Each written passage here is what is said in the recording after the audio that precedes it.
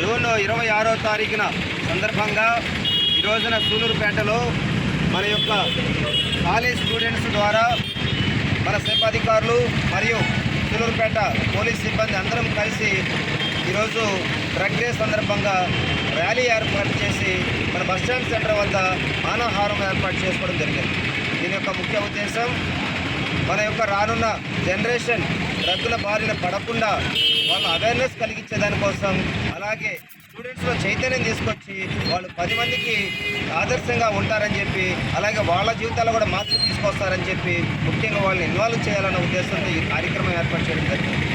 అలాగే టౌన్లో ఉన్నటువంటి యువతకు ఇచ్చే సందేశం ఏంటంటే, ఒక్కసారి డ్రగ్కి అలవాటైనటువంటి ప్రాణం మళ్ళీ దాన్ని అడిక్ట్ అయితే తన జీవితం సర్వస్వం కోల్పోవడం జరుగుతుంది.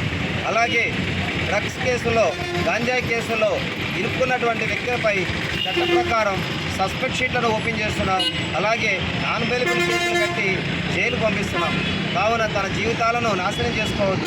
మరి ముఖ్యంగా అమ్మేటువంటి వాడు, కొనేటువంటి వాడు, సప్లై చేసేటువంటి వాడు, ఎక్కడన్నా గ్రహించేటువంటి వాడు, స్వీకరించేటువంటి వాడు ఎవరి మీదైనా సరే, ఒక్కడైనా సరే ఒకటే సెక్షన్ అప్లికేబుల్ అవుతుంది.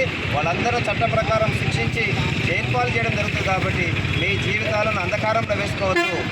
రానున్న రోజుల్లో ముమ్మరమైనటువంటి దాడులు మేము కండక్ట్ చేసి ఆ దాడుల్లో ఎవరు దొరికినా ఉపేక్షించేది లేదు, ఎంతటి వారినైనా వదిలిపెట్టే ప్రసక్తి లేదని ఈ సందర్భంగా మీకు అందరికీ తెలియపరుస్తూ ఉన్నాం.